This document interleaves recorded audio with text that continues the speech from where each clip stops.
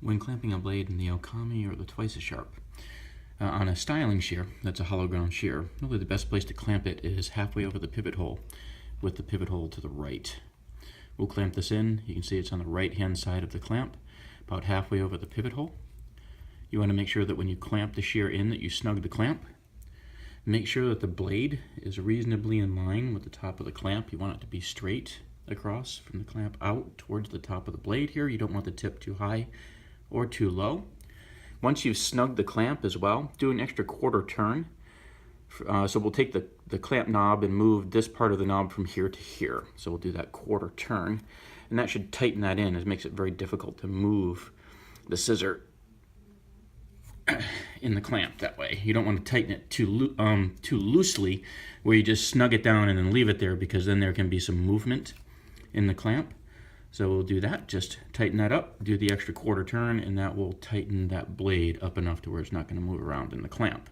You would do the same thing if you were using any of the clamps that were set for a ergo knob. The ergonomic knob is just a little bit more comfortable knob. Again, we'll clamp the blade in halfway over the pivot hole with the pivot hole to the right.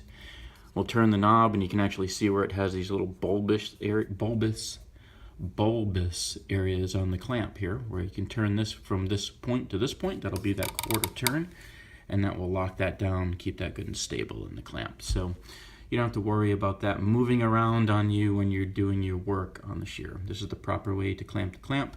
Occasionally what will happen though is the part of the clamp where it has the spring and the washers on the inside, those springs and washers will cup somewhat, and you'll need to replace those springs and washers from time to time. So if you notice that the clamp is starting to get to the point where it's too hard to turn it and get it where it's actually tightened down, then it's time to replace those parts. You may also occasionally have to replace the lower part of the clamp, which is simply you just screw that right off of the knob, and then there's a screw and a washer that go through the slotted part of the lower part of the arm that screws into the upper part of the clamp. And then replace that. What will happen is there'll be some wear on the inside of the clamp over time.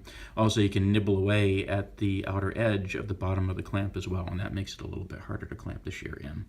I hope this helps.